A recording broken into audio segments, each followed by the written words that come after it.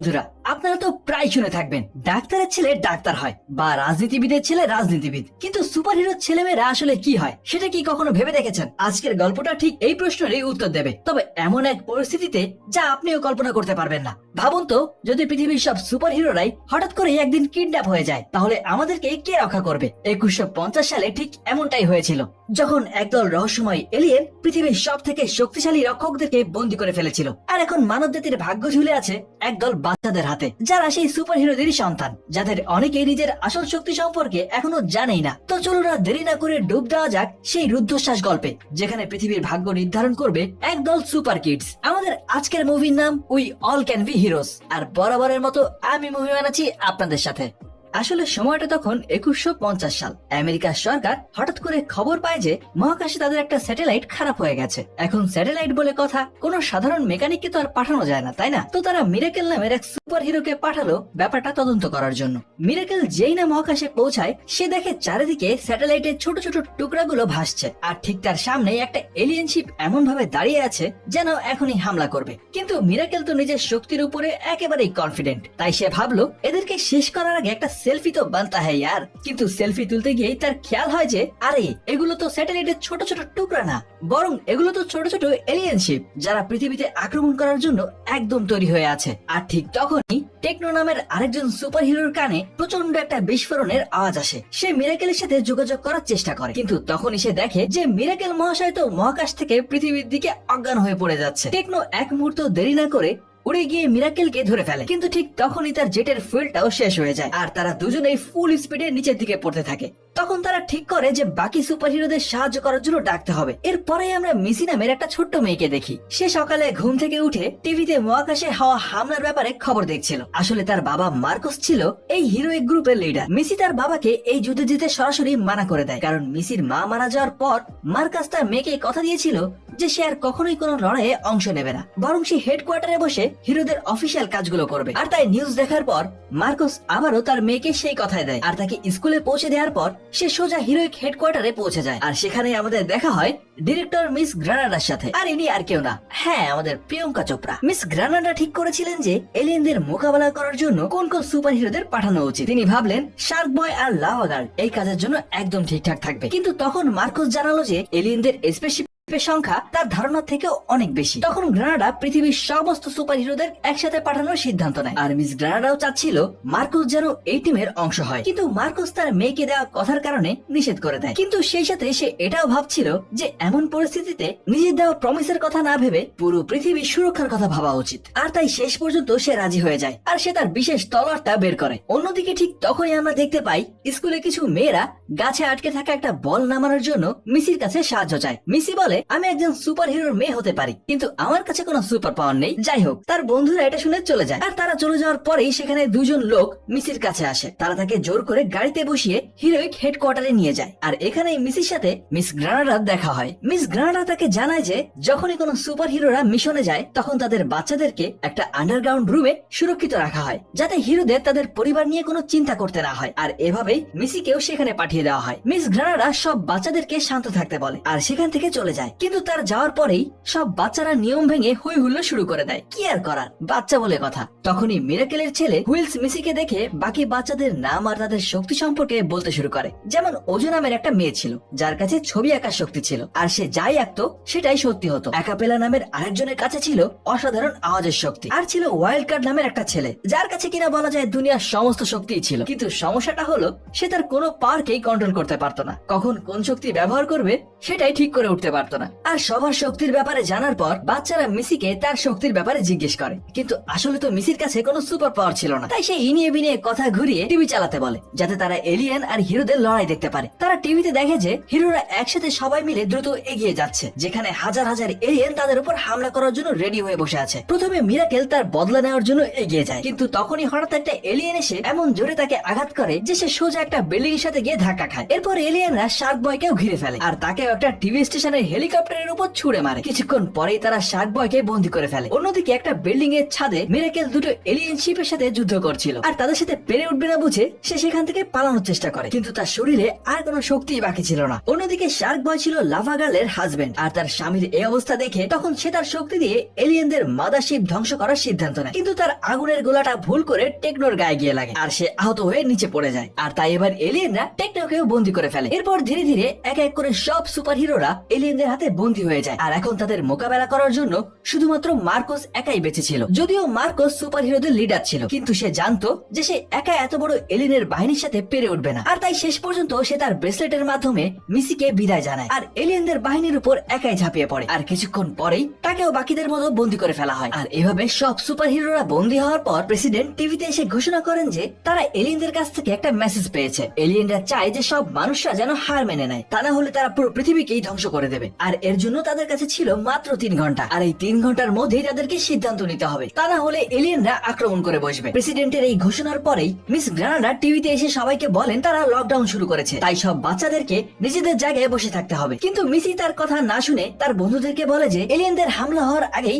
তাদেরকে এখান থেকে বের হতে হবে। তখন ওয়াইল্ড কার্ড তাকে জিজ্ঞেস করে যে সে কিভাবে জানে যে এলিয়েনরা এখানে হামলা করবে। এর উত্তরে মিসি তাদেরকে ওজোর আঁকা একটা ছবি দেখায়। আসলে যখন হুইলস তাকে সবার শক্তির ব্যাপারে বলছিল, তখন মিসি খেয়াল করেছিল যে ওজোর আঁকা সব ছবিগুলোই সত্যি প্রমাণিত হচ্ছিল, আর তখনই মিসি বুঝতে পারে যে ওজো তার ছবির মাধ্যমে ভবিষ্যৎ দেখতে পায়। মিসি সবাইকে দেখায় যে এলিয়েনরা ভেন্টিলেশন পাইপের মাধ্যমে তাদের ঘরে ঢুকতে যাবে, তাই তাদেরকে তাড়াতাড়ি এখান থেকে বের হতে হবে। কিন্তু লকডাউনের কারণে কাজটা অতটাও সহজ ছিল না। তারা প্রথমে ভাবলো গার্ডদেরকে এলিয়েনের হামলার ব্যাপারে জানাবে, কিন্তু গার্ডরা কি আর বাচ্চাদের কথায় বিশ্বাস করবে? তখন মিসি গাপ্পিকে গার্ডদেরকে সামলানোর দায়িত্ব দেয়। আসলে গাপ্পি ছিল শার্ক বয় আর লাভা গার্লের মেয়ে, আর তার কাছে ছিল প্রচন্ড শক্তি আর সেই সাথে অসাধারণ ফাইটিং স্কিল। এইটুকু একটা মেয়ে, কিন্তু সে একাই সেখানে থাকা সব গার্ডদেরকে আচ্ছা মতো ধোলাই করে। আর এছাড়াও তার কাছে ছিল একটা স্পেশাল পাওয়ার, সে যে কোনো লিকুইডকে নিয়ন্ত্রণ করতে পারতো, আর সেগুলোকে বিভিন্ন শেপও দিতে পারতো। আর শেষে যে একজন গার্ড বেঁচে ছিল তাকে নুডলস তার ইলাস্টিক পাওয়ার দিয়ে অজ্ঞান করে দেয়। এরপর তারা গার্ডদের কাছ থেকে অ্যাক্সেস কার্ড নিয়ে নেয়, কিন্তু ঠিক তখনই একজন গার্ড কোনো মতে উঠে ইমার্জেন্সি বাটন চেপে দেয়, যার ফলে সবগুলো দরজায় তালা লেগে যায়। আর কিছুক্ষণের মধ্যেই এলিয়েনরা পাইপলাইন দিয়ে ভিতরে ঢুকে পড়ে এবং ওয়াইল্ড কার্ডকেও ধরে ফেলে। আর তাকে বাঁচানোর জন্য মিসি তখন রিওয়াইন্ডারকে সময় পিছিয়ে দিতে বলে, আর সাথে সাথে হুইলস সিকিউরিটি গার্ডকে অ্যালার্ম বাজানো থেকে আটকে দেয় এবং তারা সবাই মিলে এলিয়েনদের আসার আগেই সেখান থেকে পালিয়ে যায়। কিন্তু বাইরে বেরোনোর দরজাটাও বন্ধ ছিল। তখন ওয়াইল্ড কার্ড ছাদের দিকে একটা গর্তের দিকে ইশারা করে। মিসি তখন অ্যাকোপেলাকে তার গলার আওয়াজ ব্যবহার করতে বলে, আর অ্যাকোপেলা তখন একটা নির্দিষ্ট ফ্রিকোয়েন্সিতে গান গাইতে শুরু করে, যার ফলে হেডকোয়ার্টারে থাকা সিকিউরিটিরা বাতাসে ভাসতে শুরু করে। আর তাদেরকে ব্যবহার করেই সব বাচ্চারা উপরের দিকে উঠছিল, যেন দেখে মনে হচ্ছিল এই মানুষগুলো কোনো সিঁড়ি। এরপর তারা চুরি করা অ্যাক্সেস কার্ড দিয়ে একটা ক্যাবেল কার চুরি করে বিল্ডিং থেকে বেরিয়ে পড়ে, কিন্তু বাইরেও হেডকোয়ার্টারে অনেক কর্মচারীরা তাদের পথ আটকে দাঁড়িয়েছিল। তাদের থেকে বাঁচতে অ্যাকোপেলা তার শক্তি ব্যবহার করে ক্যাবেল কারটাকে হাওয়ায় উড়াতে শুরু করে, কিন্তু এখন তারা দ্রুত একটা বিল্ডিং এর দিকে এগিয়ে যাচ্ছিল। আর অ্যাকোপেলা এবার এই ক্যাবেল কারের দিকটাও পাল্টাতে পারছিল না, তাই যদি এভাবে যেতে থাকে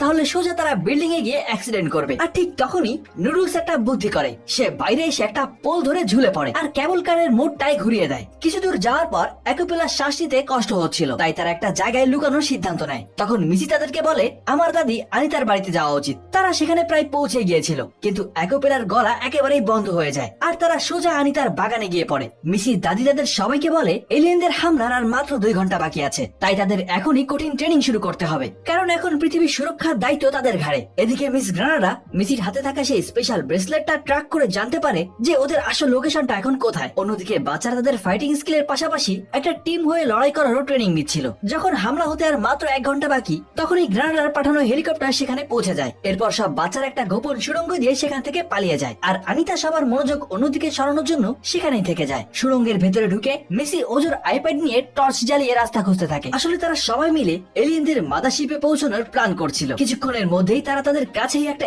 স্পেসশিপও খুঁজে পায়। তারা লুকিয়ে এলিয়েনটার বাইরে আসার জন্য অপেক্ষা করে, আর তারপর দ্রুত শিপের দিকে দৌড়ে যায়। কিন্তু একজন এলিয়েন তাদেরকে দেখে ফেলে, আর সেও স্পেসশিপের দিকে দৌড়তে থাকে। সে প্রায় একটা বাচ্চাকে ধরেই ফেলেছিল, কিন্তু ঠিক সময় নুডলস তার লম্বা হাত দিয়ে তাকে বাঁচিয়ে নেয়। এরপর এলিয়েনটা পৌঁছানোর আগেই তারা স্পেসশিপের দরজা বন্ধ করে মহাকাশের দিকে উড়ে যায়। কিছুক্ষণ পরেই তারা মাদারশিপে পৌঁছে যায় আর নিজেদের বাবা মাকে খোঁজার সিদ্ধান্ত নেয়। হুইল জানায় যে মিসির ব্রেসলেটে একটা ট্র্যাকার আছে, যার মাধ্যমেই গ্রানাডা তাদের লোকেশন জানতে পেরেছিল, আর এখন তাদেরও মার্কাসের লোকেশন খুঁজে বের করতে হবে। হঠাৎ তারা মাটির নিচ থেকে অদ্ভুত আওয়াজ শুনতে পায়, আর পরের মুহূর্তে এলিয়েনরা ফ্লোর ভেঙে তাদের উপর হামলা করতে শুরু করে। আর সব বাচ্চারা ভয়ে দৌড়ে একটা দরজার কাছে এসে পৌঁছায়। তারা শিপের একেবারে মাঝামাঝি চলে এসেছিল, যেখানে একটা বড় পিরামিড ছিল। তারা দেখলো যে আমেরিকার প্রেসিডেন্ট সেখানে ঘুরে অন্য কিছু লোকেদের সাথে এলিয়েন হামলার ব্যাপারে কথা বলছে। প্রেসিডেন্টের যাওয়ার পর গ্রানাডা তাদের সামনে আসে আর তাদের সাহসিকতার জন্য প্রশংসা করে। গ্রানাডা বলে যে তাদের পালানোর কয়েক মিনিট পরেই এলিয়েনরা হেডকোয়ার্টারে হামলা করেছিল। যদি তারা না পালাতো তাহলে তারাও ধরা পড়ে যেত। এটা শুনে সব বাচ্চারা খুশি হয়, কিন্তু তখনই হুইলস খেয়াল করে যে গ্রানাডার শরীরের ভাইটালস সাধারণ মানুষের মতো না। সাথে সাথে ওজো একটা ছবি দেখায়, যেটাতে দেখা যাচ্ছিল আসলে গ্রানাডা নিজেও একটা এলিয়েন। ঠিক তখনই প্রেসিডেন্ট সেখানে এসে গ্রানাডাকে বলে যে বাচ্চারা আসল সত্যিটা জেনে গেছে। তখন গ্রানাডা তার আসল রূপ দেখায় আর সবাইকে গ্রেফতার করার আদেশ দেয়। এরপর তাদের সবাইকে ধরে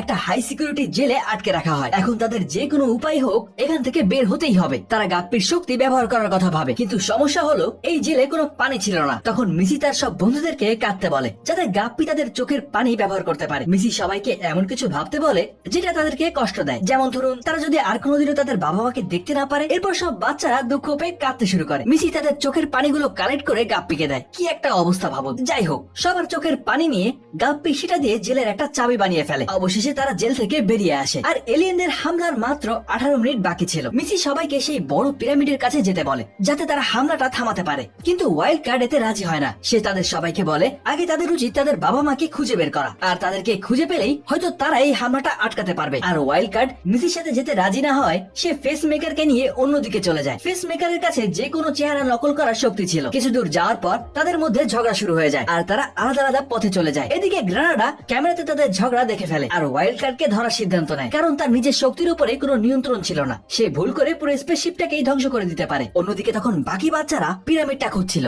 তখন শিপে থাকা বাকি এলিয়েনরাও তাদেরকে চারপাশ থেকে ঘিরে ফেলে, কিন্তু মিসি একটুও ঘাবড়ে যায় না। সে পুরো গ্রুপের লিডার হয়ে তাদেরকে আদেশ দিতে থাকে। সে প্রথমে অ্যাকোপেলাকে উঁচু স্বরে গান গাইতে বলে, যার ফলে এলিয়েনদের কানের পর্দায় ফেটে যায়। এরপরও যখন একটা বাচ্চাকে তারা ধরে ফেলে তখন গাপ্পি তার শার্ক মোড অ্যাক্টিভ করে দেয়। সে এমন ভয়ঙ্কর রূপ নেয় যে তার সামনে যেই আসুক না কেন তার আর কোনো রক্ষা নেই। গাপ্পি তার বিশেষ শক্তি দিয়ে রিওয়াইন্ডারকে মুক্ত করায় আর অনেক এলিয়েনদেরকে মেরে ফেলে, কিন্তু এরপরেও এলিয়েনরা ছাদ থেকে শিকল নামিয়ে সব বাচ্চাদেরকে গ্রেফতার করে ফেলে। তখন রিওয়াইন্ডার আর ফরওয়ার্ড দুই ভাই বোন মিলে একসাথে তাদের শক্তি ব্যবহার করে কিছুটা সময় পিছিয়ে দেয়। আর এবার এলিয়েনদের আগেই নুডলস ছাদ থেকে শিকল নামিয়ে সব এলিয়েনদেরকে বেঁধে ফেলে। অবশেষে তারা সেই পিরামিডওয়ালা ঘরে পৌঁছে যায়, যেখান থেকে হুইলস স্পেসশিপের সেন্ট্রাল কন্ট্রোলকে রিপ্রোগ্রাম করতে যাচ্ছিল। কিন্তু সে কিছু করার আগেই পিরামিডের চারপাশে একটা অদৃশ্য সুরক্ষা কবচ তৈরি হয়ে যায়। নুডলস অবাক হয়ে ভাবে এখানে তো কেউ নেই, তাহলে এটা কে করলো? তখন তার পেছন থেকে একটা আওয়াজ আসে আর এটা ছিল ওজো। তখনই আসল সত্যিটা সবার সামনে আসে। ওজো আসলে একটা এলিয়েন ছিল। এদিকে গ্রানাডা তার লোকদেরকে নিয়ে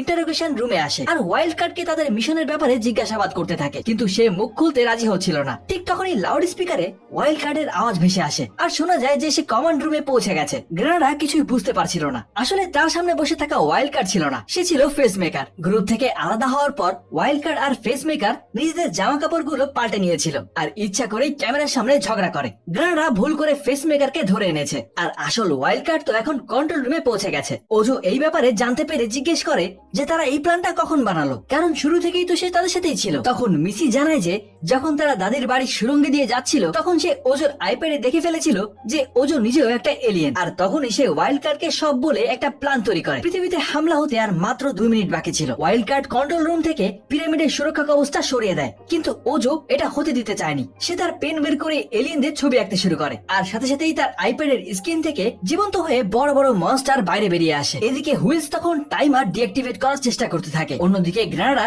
তার লোকদেরকে নিয়ে কন্ট্রোল রুমে পৌঁছে যায় যাতে সে আবারও সুরক্ষা কবচটা লাগাতে পারে, কিন্তু ওয়াইল্ড কার্ড তাদের সামনে দাঁড়িয়ে বলে সে এমনটা কোনোভাবেই হতে দেবে না। আর এবার সে জানায় যে সে তার শক্তিকে কন্ট্রোল করতে শিখে গেছে। এরপর ওয়াইল্ড কার্ড উড়ে গিয়ে এলিয়েনদেরকে বিদ্যুতের শক দেয় আর গ্রানাডাকেও বরফের মধ্যে জমিয়ে দেয়। কি অবাক হচ্ছেন বন্ধুরা? আগেই বলেছিলাম এই ছেলেটা হচ্ছে একটা প্যাকেজ। এমন কোন সুপার পাওয়ার নেই যা ওয়াইল্ড কার্ডের মধ্যে ছিল না। অন্যদিকে পিরামিডের কাছে মিসি আর তার টিম ওজোর বানানো রাক্ষসদের সাথে লড়তে থাকে। প্রথম দিকে গাপ্পি আশেপাশে থাকা পানি দিয়ে কিছু নিনজা স্টার তৈরি করে আর নুডলস তার হাত লম্বা করে সেগুলো মনস্টারদের দিকে ছুড়ে মারে, কিন্তু একটু পরে সেখানে থাকা পানি শেষ হয়ে যায়। এখন তারা কি করবে ভেবেই পাচ্ছিল না। তখন হুইলস গাপ্পিকে বলে এই পিরামিডটা আসলে একটা লিকুইড দিয়ে বানানো। এটা শুনেই গাপ্পি দৌড়ে পিরামিডের কাছে যায় আর এই পিরামিডে থাকা কালো রঙের তরল দিয়ে সে একটা বিশাল শার্ক বানিয়ে ফেলে। আর এই বিশাল শার্কটা একবারে দুটো মনস্টারকে গিলে ফেলে, কিন্তু ওজো সহজে হার মানার পাত্রী না, তাই সে আবারও দ্রুত অনেকগুলো মনস্টার বানাতে শুরু করে। আর এবার তাদেরকে হারানোর জন্য মিসি নুডলসকে বলে এই খাদের উপরে তোমার হাত দিয়ে একটা চিকন রশি বানাও। নুডলস তার হাত দিয়ে রশি বানাতেই মিসি সেই রশির উপরে চড়ে খাদের মাঝামাঝি বরাবর চলে যায়, আর তার আশেপাশে থাকা সব মনস্টাররাও তাকে ফলো করেই নুডলসের হাতের উপর দিয়ে খাদের মাঝের দিকে চলে যায়। তখনই মিসি ইশারা করে আর নুডলস তার হাত ছড়িয়ে নেয়। এর ফলে তারা সবাই মিলে একসাথে খাদের মধ্যে পড়ে যেতে শুরু করে, কিন্তু ঠিক সময় মতো নুডলস তার হাত লম্বা করে মিসিকে বাঁচিয়ে নেয়। আর অবশেষে সব মনস্টার গুলো শেষ হয়ে গিয়েছিল আর সবাই সুরক্ষিতও ছিল।